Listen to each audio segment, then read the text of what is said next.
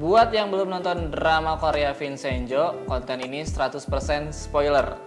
Annyeonghaseyo. Berjumpa kembali bersama saya Vincenzo dan saya Casanova. Drama yang udahannya ini sedih banget. Iya sih. Karena abis itu nggak tahu pengen nonton apa lagi gitu.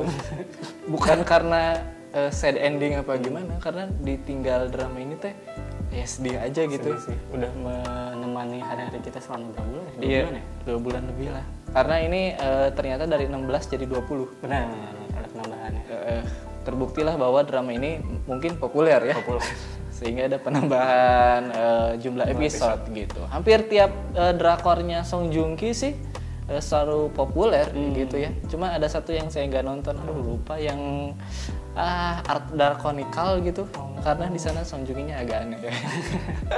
Jadi kita kali ini bakal mereview drama Korea yang baru aja tamat, yaitu Vincenzo. Kami berdua ngikutin ongoing dan sejauh ini kita memiliki beberapa pemikiran soal drama ini. Yang pertama adalah soal first impression. Yang pertama kali muncul di teaser, di trailer, drama ini tuh drama yang dark gitu. Bercerita soal mafia, wah, yang kayaknya sih jahat gitu, kejam gitu ya. Apalagi kalau misalkan lihat trailernya itu ada gedung hancur. Song Joong Ki ini kejam banget sampai ngancurin gedung gitu ya. Ternyata pas kita nonton episode 1, ini drakor komedi. Ada banyak orang yang ketipu gara-gara ini ya. Ada gitu juga. Iya, pas awal dikasih tahu sama Adi kan katanya tuh dia nonton Vincenzo. Wah, apaan nih? Kayak Italia gitu kan. Terus deskripsinya tuh mafia. Saya langsung mikir kayak, wah ini The Godfather gitu loh, kayak wah nanti Joong Ki-nya dia ngebunuh-bunuhin atau gimana gitu. Tapi ternyata ya. Iya benar. Dan first impression di episode 1 juga luar biasa banget dari segi sinematografinya. Itu wah, baru sih ngelihat drama Korea yang ngambil angle-nya tuh sampai kayak di pinggir si Song Joong Ki-nya kayak jalan tapi minggir gitu. Nah setelah itu lihat behind the scene-nya, wah, iya. Ternyata bukan di Italia ya itu. Dan ada adegan kayak dia tuh ngobrol sama si orang Italianya, padahal nggak ada si orang Italia. Nggak ada? Iya, jadi emang beneran green screen gitu.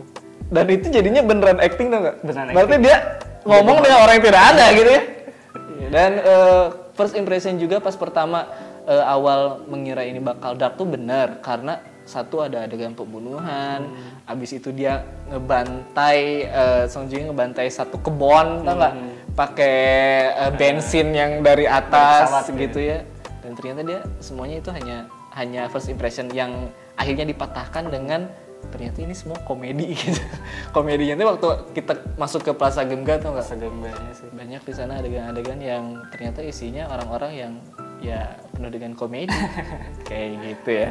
Nah, kita langsung masuk ke plot twist ya. Plot twist yang pertama adalah di episode 3 kalau nggak salah. Yang saya kira si Jang Junwoo itu hanya anak magang bodoh aja gitu, yang nurut sama seniornya, sama Sun Benimnya. Ternyata dia adalah bos dari Babel. Gimana feelingnya waktu ada adegan itu? Wah, itu kaget banget sih. Apalagi kan saya nggak lihat Twitter ya. Itu ada lagi tuh soal itu. Nggak lihat Twitter, jadi pas dia muncul tuh emang kaget banget. Emang di awal tuh ngiranya si Taekyeon tuh kayak ya udah dia cameo aja biar seru gitu. Betul. Wah, tapi ternyata kaget banget sih pas dia keluar dari mobil. Terus kan sebelumnya kita dikasih lihat ya bahwa dia tuh yang mukulin hoki ya. Hoki ke si Hanso. Wah, ini pasti jahat banget nih. Kayak bapak-bapak dan dia bengis lah. Ternyata si Jang Junwoo ya, kocak sih. Nah, ini ngomong-ngomong soal si plot twist yang soal si Taekyeon ini, ternyata TVN pernah blunder. Jadi si TVN ini dia ngumumin case-case yang ada di Vincenzo. Song Joong Ki itu setahun yang lalu ya? Jauh justru. Si Vincenzo nih diperankan sama Song Joong Ki, Hong Chae-yong sama si John Yoo Bin, siapa dan perannya. Giliran Taekyeon, Taekyeon akan memerankan sosok Jang Junwoo. Dia adalah CEO psikopat yang memimpin perusahaan Babel. Dulu gitu, kayak gitu ya. Pas dramanya mulai, loh kok dia anak magang gitu. Ya ketahuan dong nanti, berarti dia adalah orang di balik Babel ini gitu ya. Untungnya sih waktu pas pertama nggak langsung lihat tweet itu. Cuman pas mau mulai episode 3 lihat tweet itu dulu. Jadi aduh, sepanjang episode 3 ini ini kan berarti dia bosnya ini. Harusnya TVN tuh kalau misalkan mereka mau bikin itu jadi rahasia, jangan bikin spoiler case-nya kayak gitu ya. Kocak sih. Nah selain si Taecyeon ternyata juga ada si Pak Lee, yang dia di Plaza Gemga yang dia adalah gulat gitu. Gulat. Ya, kalau nggak salah mah. Dia tuh diceritain di situ case-nya sebagai CEO sebuah perusahaan. Nah, kita tuh nunggu plot twist-nya dia gimana gitu ya. Jangan-jangan dia tuh CEO Babel yang sebenarnya. Nah, itu berhubungan sama teori juga tuh. Nah, teori-teori ya. Ada satu poster kalau nggak salah. Posternya tuh Song Joong Ki, ada si Jang Junwoo juga, ada tangan. Oh, kayak yang menggerakkan gitu. Betul. Itu kayak ada orang balik ke belakang gitu. Tapi itu kayaknya bukan Jang Junwoo gitu. Nah makanya waktu ada tweet soal si Pak Lee yang katanya CEO, kita sampai mikir, wah jangan-jangan dia musuh sebenarnya itu atau raja teorinya adalah si Pak Lee itu. Nah ini kecurigaan kita ditambah juga dengan suatu ketika si Song Joong Ki, si Vincenzo mau ngejar si bos Babel yang asli. Udah tahu lokasinya. Terus dia Pak Nam, si asisten pengacara, ngajak si Pak Lee. Pak Lee keluar dengan cara megang HP, kayak dia lagi ngevideoin gitu. Entah itu teh maksudnya apa waktu itu ya? Apakah dia sedang ngedokumentasiin aja kegiatan dia dengan Vincenzo, atau mungkin itu niat lain dari si bos CEO ini gitu. Dan ternyata nggak ada artinya apa-apa. Iya. Terus kan di awal juga si Pak Lee dia mau berantem sama yang rentenir itu, sama si tikus Gemga itu. Terus dia malah permisi saya mau ke toilet. Kan itu teh kayak dia tuh nggak menunjukkan semangat untuk melindungi Plaza Gemga gitu, malah gitu-gituan gitu. Makanya si Pak Lee ini. Iya, padahal dia punya kemampuan untuk melindungi karena dia kuat kan sebenarnya gitu. Malah ditunjukinnya waktu dia udah kenal sama si Vincenzo dan nyelamatin Vincenzo pas ada orang yang masuk ke rumahnya gitu ya. Dan teori-teori lain juga kayaknya banyak yang nggak jadi gitu ya. Banyak parah sih. Yang mana lagi ya yang kayak teori? Oh kayak ini saya pernah dengar yang si tukang masaknya itu ternyata dia itu adalah mafia dari Italia sebenarnya. Pernah dengar kayak gitu. Tukang masaknya itu ternyata yang ngirim si Inzaghi lah kayak gitu. Oh benar. Karena Inzaghi yang waktu Song Joong Ki-nya lagi ditembak itu tiba-tiba banget kan? Tiba banget dia datang. Aneh banget kalau nggak ada yang ngegerakin ya. Wah, tapi di situ si Inzaghi langsung dipuji-puji dan disayang sama Vincenzo ya. Teori yang belum kejadian lagi adalah ini teori saya sendiri ya. Si tikus Gemga itu punya perusahaan balon. Benar. Dia berkali-kali ngasih tiket ke si Song Joong Ki bahwa dia akan dapat gratis kemanapun dia mau pergi. Benar. Tapi Song Joong Ki-nya nggak pergi-pergi. Nah, soalnya saya mikir si balon ini akan digunakan sama Vincenzo untuk kabur gitu. Tapi nggak dipakai gitu. Nah itu sih dia yang agak sayang tuh ya, kan Vincenzo ini di awal-awal dia tuh kalau ngeliatin detail itu tuh akan kejadian gitu. Nah cuma itu gagalnya tuh semenjak saat ngejar bos Babel lihat rombongan yang dilihatnya HP-nya HP-nya si Jang Junwoo masuk sini. Terus kan si Vincenzo nelpon kan, tapi ternyata itu tuh bukan momen Vincenzo akan mengetahui siapa si Hansok-nya itu. Iya benar. Semenjak dari situ detailnya tuh jadi kayak ya udah itu pemanis aja gitu.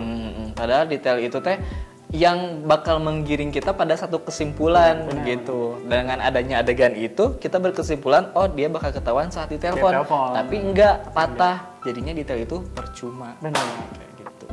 Bagusnya drama ini adalah pertama Song Joong Ki-nya sih. Tiap kali lihat Song Joong Ki ya, saya masih jelek banget. Dia tuh kaset banget gitu. Dia tuh ganteng banget gitu ya. Dan acting dia ya dari awal sampai ke akhir lah makin naik sih. Benar sih. Itu keren banget. Dan saya kan nonton lagi Descendant of the Sun ya. Secara postur tubuh yang sekarang tuh emang sempurna banget. Dia kayak nge-gym ya. Di Descendant of the Sun tuh ya dia cakep gitu terus posturnya bagus tapi kayak kasih agak kecil lah badannya. Iya. Di Vincenzo tuh emang mafia banget ya. Dan ini kita sempat lihat actingnya si Song Joong Ki di film sebelum ini. Ada Space Sweeper. Di situ juga dia ada adegan berantemnya dan lumayan gitu. Tapi itu jadi apa ya? Jadi injakan aja untuk ngelihat acting si Song Joong Ki jadi Vincenzo dan ternyata jauh lebih keren dari itu sih. kayaknya Song Joong Ki harus dapat minimal award sebagai aktor terbaik sih di sini. Iya. Dan puncak dari acting Song Joong Ki yang paling bagus adalah di episode 16. Saat dia ke rumahnya si Jang Jun Woo setelah ibunya meninggal. Benar. Penasaran kan pasti semua orang, gimana sih seorang mafia tuh kalau orang yang dia sayangi meninggal, apakah dia akan berteriak seperti ibu gitu, atau dia secara liar akan membunuh orang? Ternyata dia marahnya elegan gitu, tapi tetap mengerikan gitu. Yang ngeri itu saat dia masuk ke rumah, dia bawa pistol dengan wajah sedih tapi marah. Gimana? Nge-mix sedih dan marah, nge-mix marah, ngamuk, murka, itu gimana? Tapi kita bisa lihat dia marah tapi sedih gitu. Iya. Kesedihan banget gitu. Gila sih itu.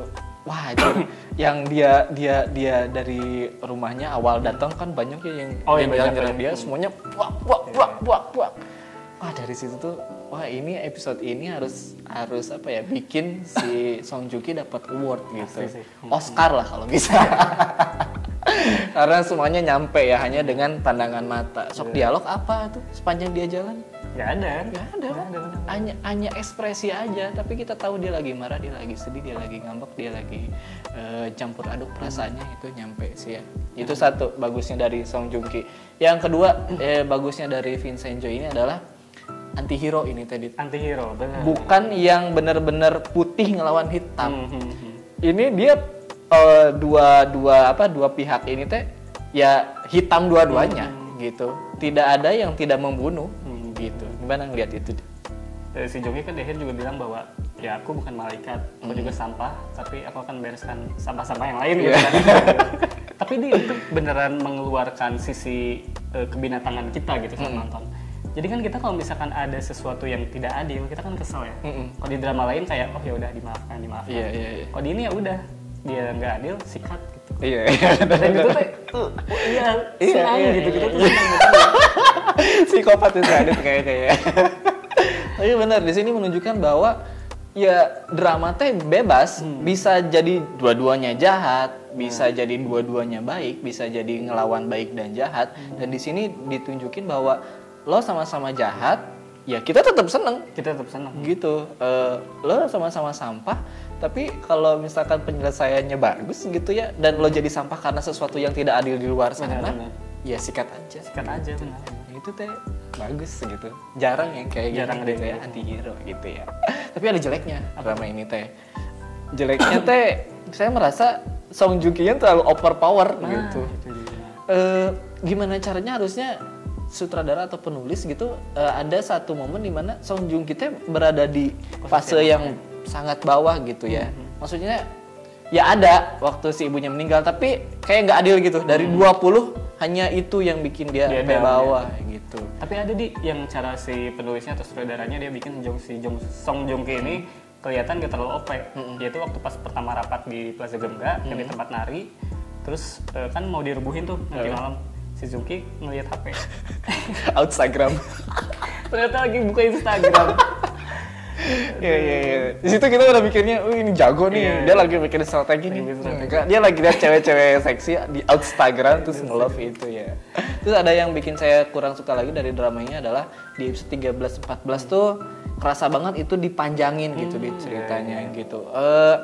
Hanya ada pengulangan aja di 13-14 ini tuh. Kayak Song Joong Ki, si Vincenzo ini dapat masalah dari pihak lawan.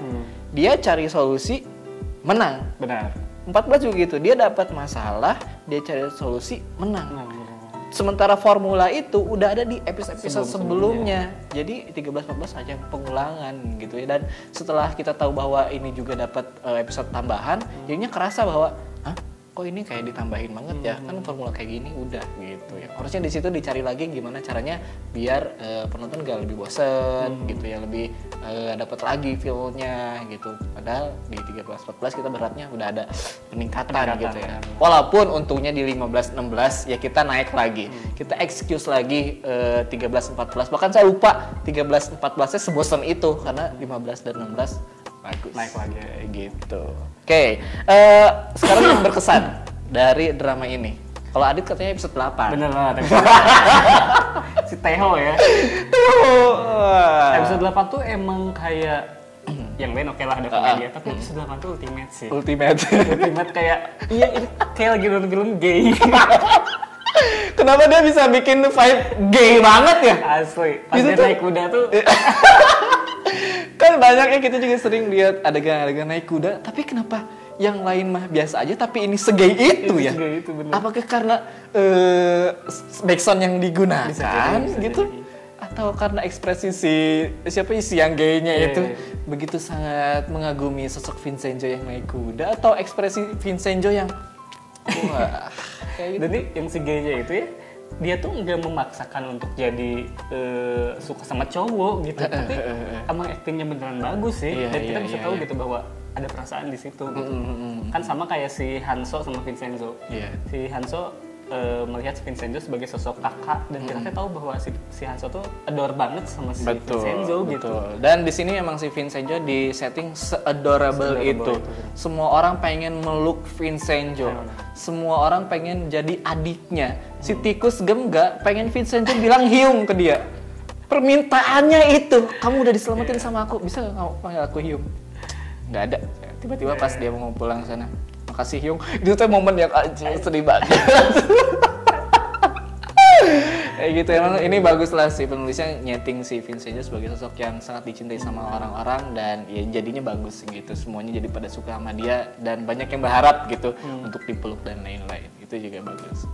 Yang berkesan buat saya nih adalah ketika si Jang Junwoo, si Jang Hang Sok itu di penjara, si Vincenzo datang. Kamu tahu julukan aku di mafia Italia apa? Aku adalah kucing yang kekenyangan. Kucing yang kekenyangan, dia mempermainkan tikus sebelum dimakan. Itu teh serem banget gitu. Itu teh kayak wah gila sih itu. Itu kata-kata yang ya mafia teh ya seserem itu gitu. Dan itu sampai sekarang masih terngiang-ngiang. Sama satu lagi pas ending yang si Jang Han Soknya mau dibor, itu ada kata-kata bor ini akan menusukmu tiap 5 menit sekali. Itu teh tengah malam kan. Pada akhirnya di siang hari bor itu akan menusuk paru-parumu dan kamu akan mati seketika. Wow, di atas psikopat gitu itu teh. Dan itu dapat banget sih kesannya. Gitu. Dan soal politik-politiknya juga ini sih kayak relate banget sama kayak kehidupan kita gitu. Jadi ada perusahaan jahat didukung sama pemerintahan yang jahat, dan si rakyatnya udah dia nggak punya apa-apa untuk melawan gitu. Iya benar. Dan pada akhirnya ya gitu ya. Ulangi. Dan pada akhirnya kita akan kembali lagi ke awal soal emas. Karena tujuan Vincenzo melakukan semua ini kan untuk emas ya. Emas, betul. Dia dulu nyembunyiin emas, mau diambil susah. Ada masalah nih sama si Babel gitu kan. Babelnya selesai dan akhirnya ke emas. Ada satu momen di mana si asisten dari calon presiden dia udah bisa ngebuka, pas masuk emasnya nggak ada. Iya, benar. Itu twist juga sih. Itu twist juga. Dan kita sampai beberapa episode nggak tahu emasnya dikemanain. Sampai akhirnya ternyata emas itu disembunyiin di rumahnya si Hong, si Nona Hong gitu ya. Dan saya sempat bingung, si emas itu dipakai untuk apa? Iya benar. Akhirnya tapi di ujung banget di episode 20 si Vincenzo bilang emasnya aku gunakan untuk membeli pulau. Yang di Malta itu ya. Yang di Malta. Tapi yang lain kan itu bukan cuma milik Vincenzo, bener? Iya sih. Tapi kan itu memang miliknya si Pak yang orang Cina itu yang udah meninggal kan. Iya. Akhirnya si Vincenzo karena dia sebagai tangan kanannya lah gitu ya. Akhirnya dia memiliki semua itu kan. Oh. Cuma yang jadi pertanyaan tuh si anak-anak Plaza Gemga tuh dikasih gak sih Nah sebenarnya? iya, yang tahu itu kan ada biksu dua. Si Pak Nam sama si hacker. Mereka dapat jatah apa enggak? Enggak diliatin juga Diliatin itu. juga sih. Bener kan. Kalau yang si ini, yang hacker dia nyimpen di pianonya. Oh iya, sampai dia akhirnya bisa beli piano baru ya. Oh, itu. Oh iya, kenapa ada adegan anak kecil? Kamu jangan pakai yang itu rusak. Pakai yang baru. Itu nunjukin dia menggunakan emas itu untuk Beli piano baru. enggak sih. Dia bisa beli yang lain sebenarnya gitu ya. Nah, endingnya sekarang ke ending setelah emas, kita ending. Endingnya tuh dibunuh-bunuhin kan sebenarnya mah di situ.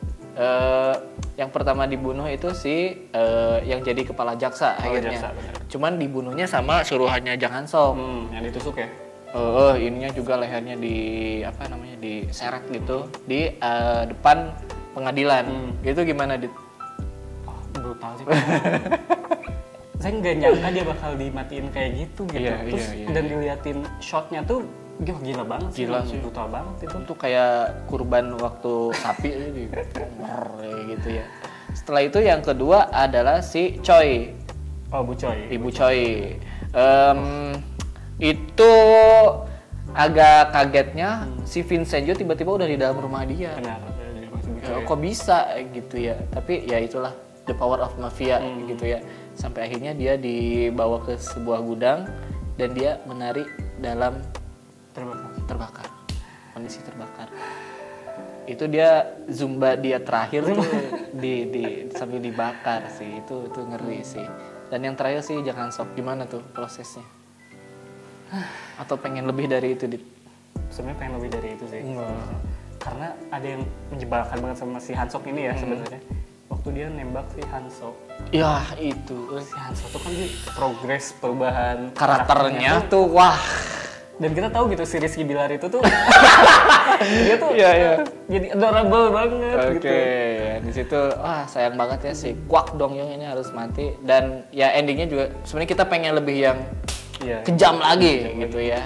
Mungkin ada alternate ending yang unrated juga tidak di sensor gitu ya. Mungkin nanti ada spesial dari Vincenzo. Sebenarnya masih banyak sih yang pengen dibahas gitu ya. Segala macam ini masih ada sebenarnya di kepala, cuman kayaknya kepanjangan ya kalau misalkan kita ngobrolin dari detail-detailnya dan yang lain.